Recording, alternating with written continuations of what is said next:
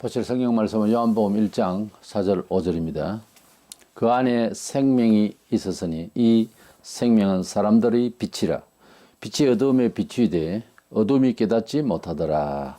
아멘. 예수님의 육성과 그 전도의 행보가 담겨 있는 사복음서에는 예수님의 인격에 대해서 또 하신 일에 대해서 기록과 그리고 중점을 둔 것이 각양 좀 다른데, 그 중에서 요한복음은 예수님의 신성에 대해서, 그리고 예수님은 하나님의 아들 되심에 대해서, 또는 성자 하나님으로서의 모습을 기록했습니다. 그래서 사도 요한이 신약 성경 27권 중에 5권을 썼는데 조금은 어렵다 할까요? 실력면에 있어서 좀 어렵고, 기도하며 또 영적으로 좀 깊이가 있어야 습득하는 데 빠릅니다. 그래서 요한복음 1장에는 더더구나 예수님의 인격에 대해서, 예수님의 존재에 대한 깊은 신령한 면에 있어서 기록을 했는데요.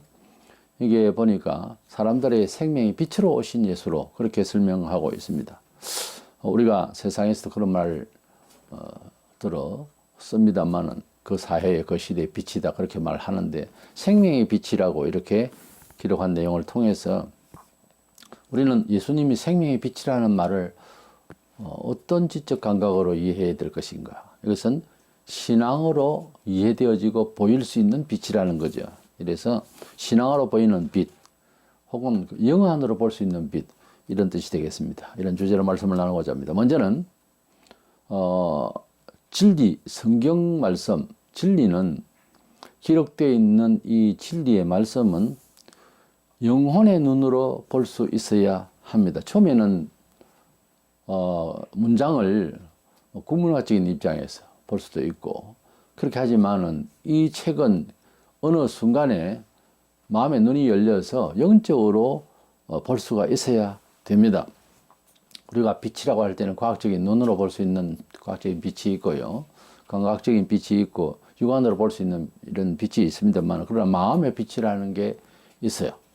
우리는 그것을 경험을 하죠. 그래서 영적인 빛에 대해서 우리는 또 잘 알고 있는 거죠. 9절에 보면 참빛 곧 세상에 와서 각 사람에게 비추는 빛이 있었나니 그랬어요.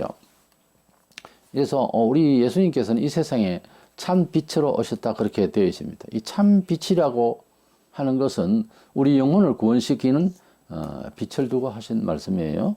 7절에 그가 증언하러 왔으니 곧 빛에 대하여 증언하고 모든 사람이 자기로 말미암아 믿게 하려 함이라 그랬어요. 우리 세례 요한은 예수님에 대해서 이렇게 참 빛에 대해서 증거를 했다 그랬어요. 그러니까 세례 요한 자신이 빛은 아니고 참 빛에 대한 증언자로서 말씀을 전파했다 그렇게 말씀하고 있습니다. 우리가 참된 그 빛의 예수님에 대해서 제대로 깨달았다면은 아래와 같은 그런 말씀을 이해할 수 있어야 되겠습니다. 에베소서 5장 8절에 보면 너희가 전에는 어둠이더니 이제는 주 안에서 빛이라, 빛의 자녀들처럼 행하라, 이런 식의 말씀들이 참 많아요. 데살로니가전서 5장 5절에 너희는 다 빛의 아들이요 낮의 아들이라. 우리가 밤이나 어둠에 속하지 아니하나니 그랬어요. 밤이나 어둠, 이것은 세속의 영, 마귀에 속하지 않았다, 세속적이지 않다 그 말이에요.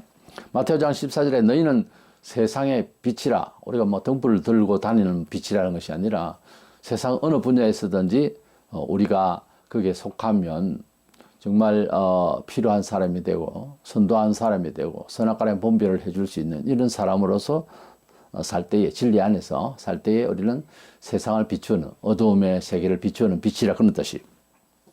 베드로전서 2장 9절은 너희를 어두운 데서 불러내어 그의 기이한 빛에 들어가게 하신. 그래서 어두운 데서 불러내었다면 세속적인 삶에서 너희를 빛되고 어렵고 진리로 생명으로 살 수 있는 길로 너희를 불러내었다 그렇게 됩니다. 이런 그 표현들이 단지 문학적으로 들리면 아직도 성경을 모르고 있는 거예요.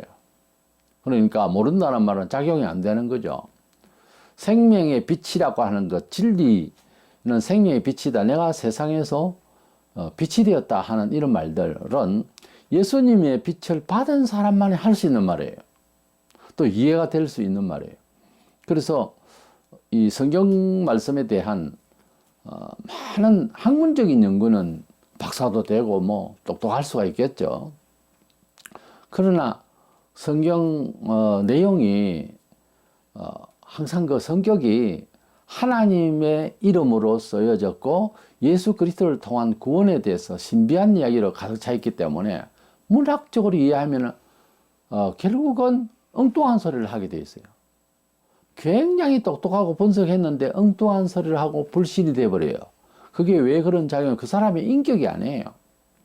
그 사람의 지식을 수용하는 데 있어서 어떤 틀이 사유의 체제가 잘못된 것도 아니고요. 영적인 문제예요. 영적으로 그러니까 이런 겁니다. 목사나 교수라도 신학 교수라도 그 사람이 어떤 생애에 있어서 그 특징이 큰 지장이 없는 사람이면 괜찮는데 큰 트라우마를 갖고 있는 문제를 안고 있는 사람으로서 신학을 하잖아요. 그러면 신학에서 자기가 위안을 얻을 수 있는 쪽으로 가기가 굉장히 쉬워요. 사람이 가난한 사람에게는 빵을 주는 것이 가장 빠른 효과겠죠? 뭐 어느 순간까지는. 그렇습니다. 사람이 자기에게 필요한 것대로 생각하고 취하기 쉬워요. 그래서 신학적으로 어떤 사람이 작용됐다 또는 신학이 이상하다 하면 그 사람 살아온 인격에 대해서 인격이 생성될 때에 일어난 일들에 대해서 뒷조사를 해볼 필요가 있어요. 극단적으로 문제를 일으킬 때는 절대로 실수하는 말이 아니고 그분의 지식의 주관 이전에 나중에 변할 수 있는 주관을 한다고 이야기를. 물론 학문은 비판이 되어지고 변화를 받을 수 있습니다만 그런 차원이 아니고 이 사람 인격체가 그러니까 회개하고 정돈이 되면 그런 말을 할 턱이 없는 사람이 지금 그게 정리가 안 되니까 신학을 해서 자꾸만 머리 위에 집을 썼듯이 자꾸만 터반이 잘못된 입장에서 자꾸만 학문을 하면 더 나빠질 수 있어요. 그래서 어떤 분이 가령 개혁주의 입장에서 하나님 말씀대로만 저 목회를 하겠다고 쭉 하다가 사실 그 제비가 있는 건 아니거든요. 그렇게 해나가는 것이. 그러나 하나님의 뜻이니까 하나님의 주권대로 이제 우리는 그냥 전파하고 협력하고 그대로 안겨다 주는 중매 역할을 하는 것이지 중재 역할을 하는 것이지 우리는 다른 일을 할 수 없어요. 우리의 구원의 중보자 예수님도 자기 뜻대로 하지 않았다고 그랬어요. 기분이 어떻고 또 도전하는 사람이 어떻고 사회가 어떻고 간에 하나님 아버지께서 아니 친아버지죠. 아버지 하나님께서 하라 하는 대로 말씀을 마음으로 주실 때에 그냥 계시죠. 말씀을 주실 때에 명령어로 여겼다고 그랬어요. 예수님은. 그러니까 우리가 목사라서 머리가 비상해서 어떤 말을 할 것이 아니고 주님이 원하시는 교회를 통하여 구원하시고자 하는 주님이 원하시는 길로 이야기를 해야 되는데 들어서 덜 불편한 사람이 있는가 하면 어떤 메시지는 굉장히 불편하게 되는 사람이 있어요. 왜 불편하냐 하면은 삶의 조직과 그 사람의 살아온 과정과 그 사람 자체가 평범하지 않을 때 이 사람에는 큰 화가 되는 거예요. 어떤 말씀이. 그런데 그것은 남들이 책임질 게 본인이 책임을 지고 변화를 받아야 할 내용이거든요. 그래서 그것이 아프고 하니까 여러 사람이 오니까 목사는 비슷하게 균등하게 들을 수 있는 말을 자꾸 만들어 나가니까 교회가 본질적으로 하나님의 음성이 사라지고 인본적인 이야기만 하게 되어 있는 거죠. 그것을 다른 말로는 타락이라고 그래요. 교회의 변질이라고 그럽니다. 그래서 목사는 알고 보면은 알고는 못해요. 정말 알고는 할 수 있고 이렇게 해나갈 수 있는 뭐 사업도 아니고 정말 하기 어려운 겁니다. 왜냐하면 여기에는 오직 하나님의 뜻대로 삶을 살아가는 고독이라는 게 있어요. 이건 세상적인 건 털어버리고 할 수 있는 길이 아니에요. 그래서 오늘날 얼마나 많은 사람들이 이기적이고 모인 교인들도 너무 자기중심이니까 목사가 사람을 변화시키려고 시작했는데 목사가 변해버려요. 그러니까 둘 다 죽는 거예요. 이게 말세의 현상입니다. 우리는 하나님 말씀을 읽고 또 우선 눈으로 보고 듣고 하겠죠. 그러나 간절한 마음으로 하나님 앞에 죄인됨을 회개하고 그래서 정결한 마음으로 듣고 듣는 가운데에 보고 보는 가운데서 생명의 빛, 마음의 눈이 활짝 열리는 경우를 이제 만나게 됩니다. 그래서 비로소 성경이 그냥 제대로 읽혀지는 거예요. 그래서 마음의 눈을 떠야 예수님을 믿는다고 하는 그러한 단지 의지적인 그런 입장에서 말하는 것이 아니고 그 신비로운 영적, 정신적, 영적 경험을 언어 표현으로 참 힘들어요. 오직 예수님을 사랑하는 사람으로 돌변하죠. 다른 종교에 대해서 완전히 잘못됐다는 것을 깨닫게 되는 거예요. 그것은 강요나 그렇다고 교리로 되는 게 아니에요. 그래서 마음의 눈이 이렇게 열리면 뭐 세상 사람들 아예 본문대로 이제 어두운 가운데 있기 때문에 캄캄한 칠흑같이 어둡기 때문에 모르는 거죠. 모르고 신자도 희미한 눈을 떠 있는 상태의 사람도 숱하게 많습니다. 확실한 모양새를 모르는 거예요, 영적으로. 그래서 눈이 활짝 열리면은 그건 특수한 사람만 되는 게 아니고 하나님이 은혜를 주실 때 또는 우리 쪽에서 생각할 때는 정말 하나님 앞에 나아갈 수 있는 믿음이 생길 때 그 말입니다. 도덕적으로 착해야 영안이 열린다. 천만에요. 그러면 공자가 제일 많이 열려야 되는데 아니잖아요. 공자는 사회세계를 모른다고 제자들에게 분명히 말했어요. 그런 사람에게 뭘 얘기를, 오늘 사후에 연결되는 영생을 이야기하는데. 그러니까 도덕주의로서 알 수 있는 것도 윤리주의로도 안 돼요, 이게. 이게 사람은 하나님 앞에 나아갈 때 뭐예요? 하나님의 언약에 대해서 믿으려고 해야 돼요. 그럼 잠시 좀 바보가 돼야 된다는 거죠. 그냥 뭘 주겠다든지 뭘 심판하겠다든지 이런 선악간의 어떤 하나님의 주권에 대해서 그냥 이렇게 받아들여야 되는 거예요. 그래서 기독교를 믿음의 종교라 그럽니다. 이런 가운데서 생명의 빛이라는 용어 자체를 표현을 이해해야 됩니다. 그냥 문화적으로 시적으로 이해하는 그런 빛, 동방의 등불이라 어쩌라 하는 이런 식의 표현하고는 다른 이야기입니다. 예수님이 우리에게 참 빛이 된다는 말은 모범이 되고 어떤 성자의 이런 개념이 아니에요. 생명을 쏘아주는 그 생명 안에는 포함되는 게 지식이에요. 바른 지식. 그런 판단과 생명이, 그것도 영생이 이르는 생명이에요. 끝까지 그것을 바라보고 있으면 영생을 간다 이 말이죠. 그 빛이 쏘아지는 거예요. 그 빛이 눈으로 오고 가슴으로 와서 앞으로 비치는 거예요. 그 빛을 받아야 됩니다. 나는 빛을 받았네. 기도하다 빛을 받았네. 그런 거 아니에요. 그러면서 신비적 종교적 경험이라는 그런 신비주의가 말하는 그런 빛이 아니고 매우 인격적이고 매우 지성적이고 그러나 그 표현은 수박 그다그씩밖에 안 됩니다만 그래도 최대한 지상용어로 표현한다면 매우 지성을 다하는 그런 빛이에요. 마음의 눈이 확 열려서 보이는 거예요. 그래서 우리가 전혀 몰랐던 그것도 아주 해묵은 오랫동안 있다. 아하, 그런 뜻이었나? 아, 그런 일이 있었나? 그렇게 될 때 마음의 눈이 싹 열리잖아요. 그렇죠? 지나간 일이라도 그렇고 다음에 올 일도 지혜로운 사람이 잘 설명, 그렇게 되는구나. 그러면 이 길로 가면 되겠구나. 그런 눈이 열리는 것을 우리는 어떻게 표현해야 되겠어요? 마음의 눈이라 보통 하기도 하는데 예수님에 대해서 제대로 인식한다는 것은 그보다 더한 겁니다. 생명의 영으로서. 그 생명의 영이라는 말 자체가 세상에서 경험을 공유할 수 있는 스타일이 아니에요. 그 의 자체가. 그래서 우리 예수님이 나에게 오셨다고 하는 것은 생명의 빛이 나에게 임했다 하는 그런 뜻이에요. 이래서 아실 것은 신구약 성경의 진리에 표현된 문자화된 성령의 음성인데 이 성경 진리를 제대로 깨달으려면은 마음의 눈이 열려야 돼요. 영안이 열려야 된다고. 에베소 교인들에게 그 사도 바울이 사실 에베소 교회를 한 3년 동안 눈물로 그렇게 다 키운 교회인데 그 에베소 교인들에게 늘 바라고 애쓰는 것은 에베소 1장에 보면 17절 이하에 마음의 눈이 열려서 하나님께서 어떻게 인도하시고 어떤 풍성한 역사를 하시는지 좀 알았으면 좋겠다고 그래서 기도하고 영안이 열리기를 그렇게 간절히 구했어요. 그래서 우리는 교회를 다닌다는 것이 어떤 문화적인 입장에서 서로 만나서 친교를 나누고 인사하고 그거 아니에요. 그게 전부가 아니라니까요. 영적으로 우리 마음의 눈이 열려지는 그래서 진리를 이해하는 그런 마음의 눈을 받으시기를 바랍니다. 두 번째로는 이 생명의 빛으로 표현된 우리 예수님에 대해서 또 그 예수님은 하나님의 빛을 그대로 안고 있습니다만 성부, 성자, 성령은 다 빛으로 표현되고 있어요, 성경에. 근데 우리 그 예수님이 이 세상에 오셔서 세상에 생명의 빛으로 오셨다고 할 때는 우리에게 삶을 온통 영생으로 이어갈 수 있는 영혼의 그런 실질적인 어떤 생태를 바꾸는 겁니다. 영혼을 거듭나게 하는, 중생한다고 그러죠. 그리고 삶에 있어서 자연히 승리할 수 있는 선악과 선과 패에 대한 이런 것을 이해할 수 있도록 하신다는 거죠. 그러니까 성령이 감화가 오면 말하자면 어떤 문제가 뚫어지게 보이는 거예요. 해결적인 해석이 되어지고 해결의 방안이 오고 그런 해결할 수 있는 능력이 임하는 것입니다.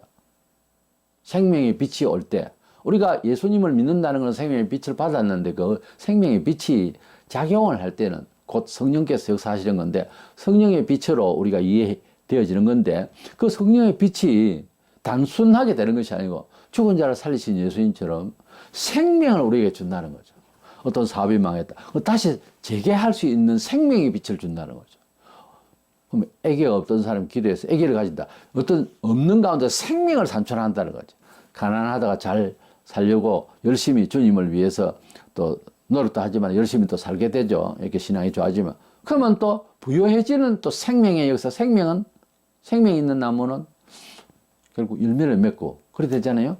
그래서 과실나무는 이래서 생명의 영을 받았다고 하는 말은 어떤 삶 전체가 일어서고 열매를 맺고 어떤 면에 있어서 잘 되어지고 그리고 어떤 싸움이나 뭐 전쟁 이런 거 전쟁도 물론 관여하십니다만 어떤 일에 있어서 패배자가 아니고 승리를 한다는 거죠.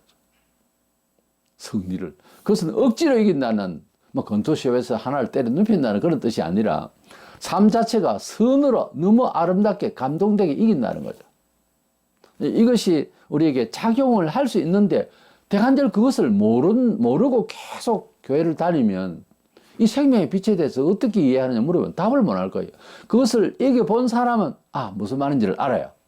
여러 말을 끌어당겨서 설명을 하려고 해도 다는 못하지만 그럼 결국 설명할 수 없는 것은 진실이 아니냐? 그렇지 않아요. 너무나 하나님의 역사가 뚜렷해도 설명을 다 못하니까 행동으로 삶으로 이제 막 보이기 시작하는 거예요. 그래서 생명의 빛을 받은 사람의 증거예요. 예수 믿는다 하면서 이 영적인 눈이 바뀌지 아니하고 이러면 안 돼요. 우리가 거듭났다라고 할 때에 중생한다는 말은 예수 믿었다는 말과 똑같은 말이에요. 중생했다는 사람인데도 예수님을 믿고 믿음의 효과를 하나도 발휘를 못하고 그렇게 증거도 못한다면 중생을 했다고 할 수 있을까요? 중생 거듭남은 필수사항이에요. 하나님 자녀가 되는 천국에 들어가는 뭐 3장 3절 5절에. 그러니까 중생하지 않으면은 하나님 나라 못 가거든요. 누가 누구를 뭐 저주를 할 이야기가 아니에요. 성경이 그렇게 돼 있어요. 거듭나려면은 영적으로 완전 변화를 받은 그런 의식 세계가 그런 영적인 변화에 대한 경험이 필요하고 말할 수 있어야 되는 거예요. 뭐 교회 다니면 거듭난 거 아니에요. 세례식을 받았다고 거듭난 게 아니란 말이에요.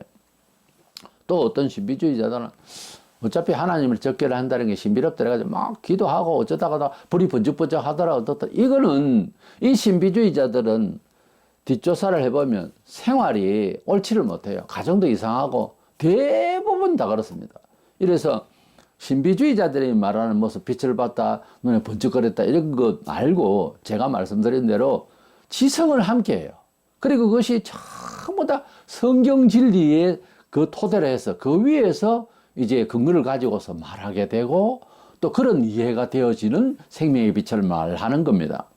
매우 어쩌면 인격적이에요. 전에는 막 살던 사람이 성령의 빛을 생명의 빛을 받으면 매우 사람이 인격적으로 된다 그 말이죠. 포악한 사람도 부드러우려고 매우 노력하는 모습이 보이고요. 그리고 너무 이제 퍼져 있는 사람은 아주 또 이제 긴장을 하고 압축되고 뭔가 사람이 빨리 움직이려고 하는 노력도 있고 하여튼 사람이 가지고 있는 약점에 대해서는 스스로 이기려고 매우 노력을 하고 하는 모습이 보면 너무 아름다운 겁니다. 처음부터 성격이 부드러운 사람이 있잖아요. 난 그걸 복이라고 생각해요. 근데 그 부드러움 때문에 하나님 앞에 바짝 긴장해야 될 시간도 부드럽거든요. 이건 사람 미치는 겁니다. 목사 쳐다보고 너무 미쳐요. 그러니까 아무도 상대적으로 잘난 게 없어요. 다 약점이 있어요. 그러니까 너무 부드러우면 긴장할 줄 알아야 되고요. 너무 또 긴장스러운 사람, 너무 센시티비티 하면 좀 부드러울 수 있도록 노력해야 되고 하는 것이 이제 필요하죠. 그런 조정을 성령께서 너 그렇게 해라. 이제는 새 사람이니 그런 모습을 띠라. 라고 원래 이제 추구하게 하시고 간섭을 하시는 거죠, 원래는. 무슨 빛을 보았네. 나는 기도하다가 어떻네. 그거 믿지 마시기 바랍니다. 마귀도 역사해요. 마귀도 역사하기 때문에 신비를 경험한 수많은 종교의 교주들이 있어요. 여러분 생각해 보면 교주라는 것이 함부로 되는 게 아니고 그 예사로운 사람들이 아니에요. 그냥 사기꾼은 얼마 못 가서 잡히죠. 그러나 이 종교의 교주 정도 되는 것 같으면은 일반 사람 경험하지 못한 영역을 한참 위의 영역을 갖다 경험을 해버렸기 때문에 사람을 털어줄 수 있는 거예요. 유혹을 하면 다 넘어갈 만한 그런 말주변도 있고 그런 사람들은 무엇보다 영적으로 파워가 있습니다. 그런데 예수님을 저주하면서 막 그렇게 하거든요. 그러니까 마귀의 세계도 신비를 볼 수 있고요. 교회에서 하는 무슨 방언한다는 둥, 무슨 병을 고친다는 거 다 합니다. 불교에도 있어요. 엄불교에 가면 무량천정정방심 7글자를 막 외우면서 손을 얹어가 우리가 안수하듯이 그건 병 낫는 데도 있어요. 그러니까 우리가 교회를 한 종교로 보면은 굉장히 이제 이상하게 되죠. 헷갈린다고요. 그래서 하나님의 말씀 안에서 성령의 빛을 받아서 참 생명의 도를 가진 사람은 어떤 사람이다? 매우 지성적인 사람이에요. 매우 인격적으로 성실하려고 그래요. 그거요, 윤리적인 사람이 아니고 매우 지성적으로 되는 게 잘 믿는 거예요. 성령 받았네 그러면서 말 함부로 하고 교회에서 이런 좀 해요. 그러나 너무 퍼덕퍼덕거리면서 다른 사람 무시하고 겸양이 없고 그러면 안 됩니다. 그거는 잘못된 거예요. 물론 은혜를 받았겠지만은 주체할 수 없고 너무 막 나가면 안 되는 거죠. 잘못된 거예요, 그 영은. 그래서 참 영을 받은 사람은 다소곳하고요. 겸손하고 그러면서도 강력한 파워가 내재해요. 아주 범사에 옳아요. 범사에 허무할 만하고 아주 그런 사람으로 돌변합니다. 조용한 것 같아도 성령의 강력한 힘이 안에 있는 거예요. 생명의 영이. 그래서 우리는 생명의 빛과 삶을 살아가는 승리의 어떤 빛을 우리가 경험을 해야 됩니다. 우리 예수님을 구주로 믿을 때는 반드시 그분이 역사 속에 4대 성인이네 어쩌네 하면서 그냥 이런 식으로 그분을 이해하는 것은 아직 멀었어요. 이렇게 궁극적으로는 그렇게 가지고서 천국을 가는 건 아니에요. 예수님을 세상의 생명의 구원하시고 우리를 승리케 하시는, 세상을 이기게 하시는 생명의 빛으로 보여야 합니다. 그렇게 믿고 고백할 수도 있어야 합니다. 우리는 육안도 밝으면 보이는 게 참 좋아지면 그래서 안경을 끼고 얼마나 기분이 좋아요. 칙칙하고 어둡고 안 좋은 것보다 안경 딱 끼고 바로 보면 참 좋죠? 영안이 열려보세요. 며칠은 펄쩍펄쩍 뛰어다닙니다. 세상을 바로 딱 이해하고 정말 우주관이 바뀌고 인생관이 바뀌고 영혼이 이제 감각이 있으면 사람 자신이 자기 자신의 변화를 인식이 변합니다. 이게 딱 바뀌면은 이념의 큰 변화가 모든 삶의 요소에 완전히 다르게 보이면 사람이 너무 좋아서 아무것도 손에 쥔 것도 없고 얻은 것도 없는데 완전히 기분이 좋아서 그냥 막 춤이 나오는 거예요. 그 경험이 있어야 됩니다. 그 경험은 길은 딱 한 가지예요. 회개예요. 또 하나님의 말씀을 많이 듣고 읽는 거예요. 그 길밖에 사람이 할 수 있는 게 특별한 게 없어요. 그거밖에 없어요. 이제 순종하면서 이렇게 하다 보면은 어느 때에 영안이 열려서 어느 날 갑자기 평일처럼 있는데 성령이 탁 찾아오신 마음에 강력하게 역사하시면 말로 다 할 수 있어 기뻐서 내 이 기쁨을 이야기해야 돼 싶어서 집 밖으로 나가요. 길 가는 사람 전혀 모르는 사람 저 예수 믿어요. 물었어요. 그런데 그 말을 막 하고 싶어요. 성령의 빛을 받은 사람이 맞아요.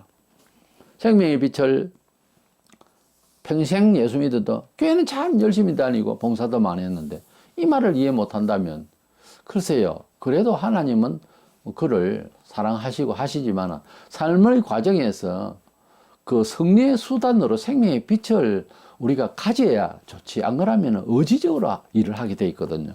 충성을 하는 것도. 그러면 피곤해지고, 물론 좋겠죠. 같이 동료끼리 일을 하고 하면. 그러나 그 이상의 어떤 기쁨이 있어야 되는데, 그렇지를 못합니다. 교회에도 어떤 사고가 많아요. 일의 과정에 있어서 화나고 싸우고 이런 경우가 왜 그런가 하면 생명의 빛으로서 일을 못하기 때문에. 종교적 문화의식으로 정서로서 뭐 가능은 해요. 어느 선까지는. 근데 후회가 되고 피곤하고 나중에 다투고 이건 잘못된 거예요. 그래서 가능한 성령님의 감화를 제대로 받아서 일을 할 수 있도록 해야 된다. 말라기 4장 2절에 보면 내 이름을 경외하는 너희에게는 공의로운 해가 떠올라서 치료하는 광선을 비추리니 그랬어요. 이게 그리고 뒤에는 너희가 나가서 외양간에서 나온 송아지 같이 뛰리라. 보세요. 하나님께서 치료하는 광선으로 나타나실 때 그게 단순히 빛이다, 빛 봤다 이게 아니고 빛으로 오니 사람이 바뀌니 세상을 이해하고 게임을 할 때도 내보다 수가 낮은 사람하고 하는 사람은 뭐 즐거움으로 할 수도 있지만은요, 단계가. 그래서 도전을 하는 사람은 긴장을 바짝 하죠. 근데 우리가 도전하는 사람이고 그냥 우리는 즐거움을 할 수 있는 고수의 마음이 돼가지고 말하자면은 나가서 외양간에서 나온 송아지 같이 뛰리라. 얼마나 즐겁게 갇혀있던 영혼이 기쁘게 된다는 거죠. 이것이 바로 치료하는 광선, 생명의 빛을 받은 사람의 특징이에요. 진정 구원을 얻은 사람의 영혼이 됐다면은 이런 치료하는 광선이 되신 하나님, 뭐 하나님을 인격적으로 생각하고 또 뭐 빛으로 치료하는 광선으로 보겠다 그 말이 아니고 우리에게 오시고 우리에게 입히신 그 빛이 그렇다는 말이에요. 요한복음 11장 9절로 10절에 보면 예수께서 대답하시다 사람이 낮에 다니면 이 세상의 빛을 보므로 실족하지 아니하고 밤에 다니면 빛이 그 사람 안에 없는 거로 실족하는 그 빛이 그 사람 안에 없는 걸 그래 놨잖아요. 그러니까 이것은 영적인 말입니다. 그래서 예수님이 낮에 다니면 그러니까 예수 안에서 진리 안에서 성경대로 살면 구체적으로 주일날 돈벌이 하던 거 그만하고 교회 와서 예배하고 그 말이에요. 구체적으로 말하자면 주일날 결혼식 할 것을 하지 않고 평일날 하고 주일날은 예배하고 그 말이에요. 낮에 다닌다는 말은 예수님의 뜻 가운데 다닌다 그 말이에요. 원수를 그냥 고발해서 그냥 죽도록 해버린다는 것이 아니라 사랑하고 공 이렇게 잘 이해시켜서 그래서 살아가는 거. 그것이 낮에 다니는 거예요.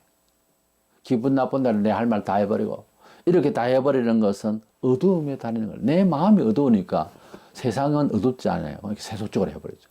세상하고 비슷하게 하면 그만 내 영혼이 어두운 줄 아시기 바랍니다. 세상하고 달라도 너무 많이 다른 모습을 마음에 안고 있어야 되는 거예요. 말을 하는 거나 취급을 하거나 무조건 세상하고 똑같아. 이건 아니에요. 그거는 머리를 잘 쓴 게 아니고 영혼 상태를 말하는 거예요. 우리 성도들은 어떤 일을 만날 때 딱 하는, 이게 하나님 뜻일까? 이런 고민을 딱 하는 습성이 있어야 되는 거예요. 그게 정상이에요. 왜? 억지라도 그래 해야 후회하지 않고 은총을 받을 수 있는 사람이 생활을 얻습니다. 그렇기 때문에 참 승리는 예수님께 있고 그것은 종교적인 이해가 아니고 실질적으로 승리가 주님께 있어요. 주님께 있어요. 내가 길이요 진리요 생명이라. 예수님 요한복음 14장 6절에 하신 말씀이 그냥 하신 말씀이 아니에요. 무슨 철학적인 말이 아니에요. 실제 우리 세간에 당신이 길이고 진리고 생명인 것입니다.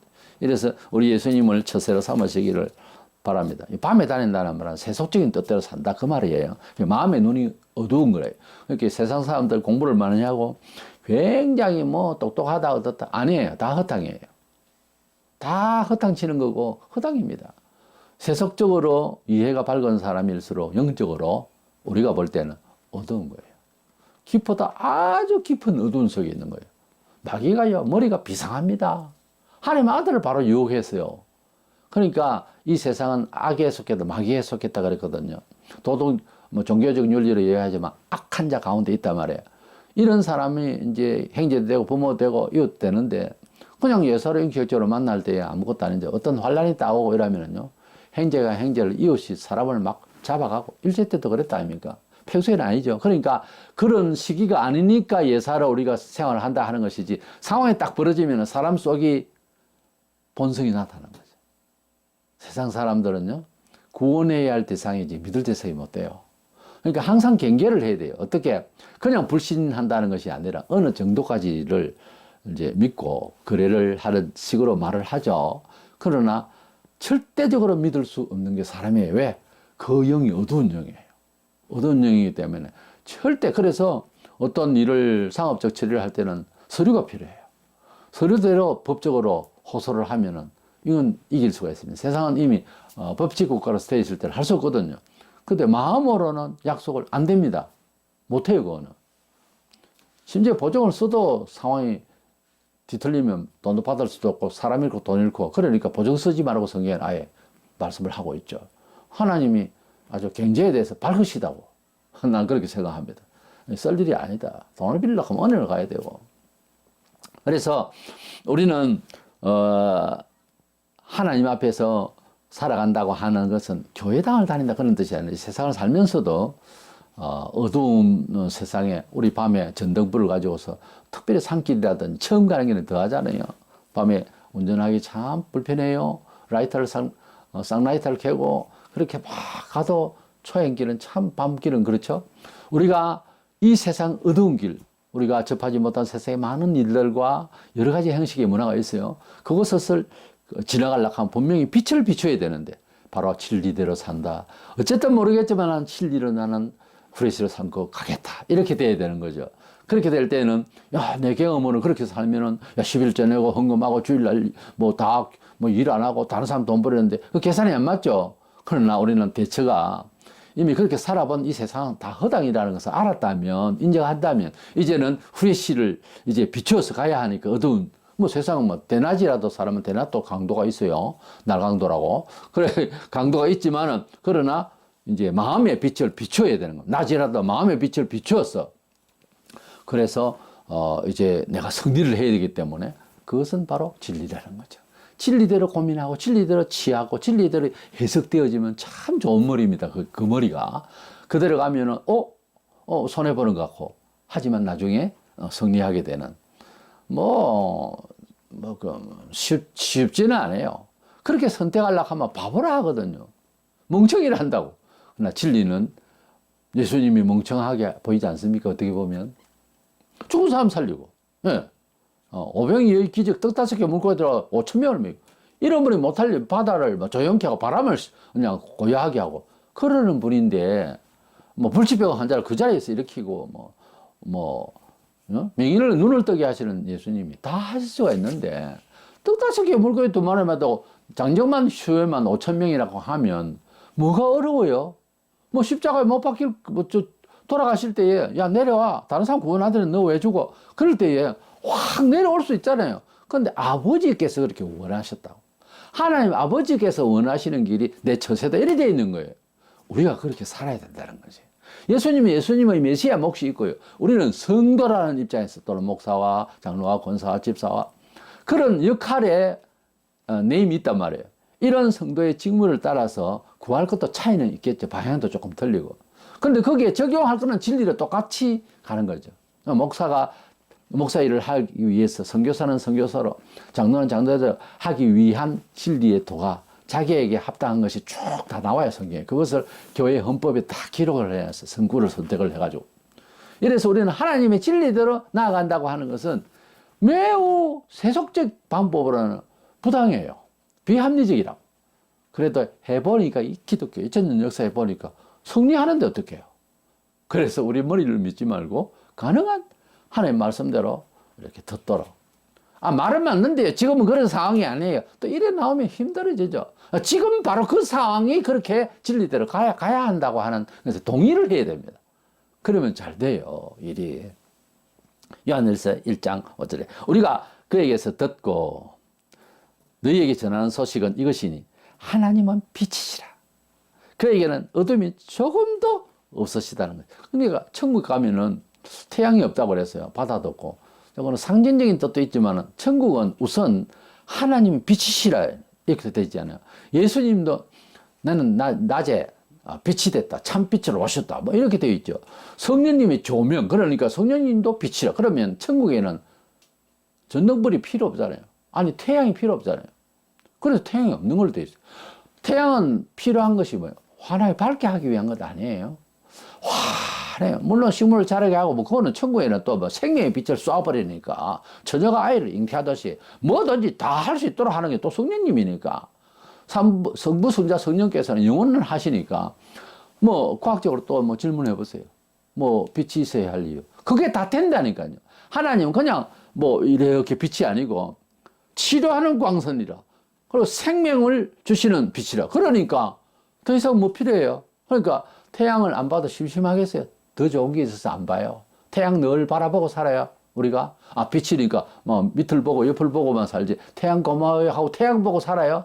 그와 같이 거기에도 환하니까 뭐가 비치는지 뭐 꼭 연구를 해야 될 이유가 없잖아요. 근데 사람이 이 지상에서 경험 가지고 자꾸 천국을 이해하려고 그러는데 천국은 완벽 그 자체입니다. 천국은 빛이 환하고 거기는 아픈 것이 없고 병원이 필요 없고 거기에는 모든 먹을 것이 있고 하기 때문에 더 이상 지상에서 생각하는 문화의식이 아니라고요. 그럼 위험도 군태까지도 없어요. 세상에는 아무리 좋다 해도 한 달에서 석 달 사이에 다 권태로워요. 그 다음부터 이제 끙끙대는 거지. 힘들지. 거기에 오만 정서적인, 철학적인, 심리적인 걸 다 동원해서 잘 살아보겠다 하지만 한계가 있어요, 사람은. 세상에는 권태로운 건 인정해야 돼요. 하나님이 나라는 그런 권태로울 시간이 없다니까요. 너무나도 좋으니까. 세상에도 가전제품이든지 가구든지 뭐 이렇게 참 좋은 것을 하면 오래 가잖아요. 비싸고 잘 만드는 거는 정말 오래 가잖아요. 근데 뭐 허접하게 뭐 반짝 괜찮은 것은 얼마 못 가잖아요. 금방 권태로워지죠. 천국은 완벽이란 말이에요. 완전하다고.